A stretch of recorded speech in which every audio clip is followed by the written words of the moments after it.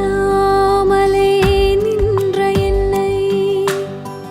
கைப்பிடித்து நடத்தும் பேரன்பு எந்தன் பெரும் குறைகள் கண்ட பின்னும் நெஞ்சோடு சேர்க்கும் பேரன்பு ஒன்றுமில்லாமலே நின்ற என்னை கைப்பிடித்து நடத்தும் பேரன்பு எந்தன்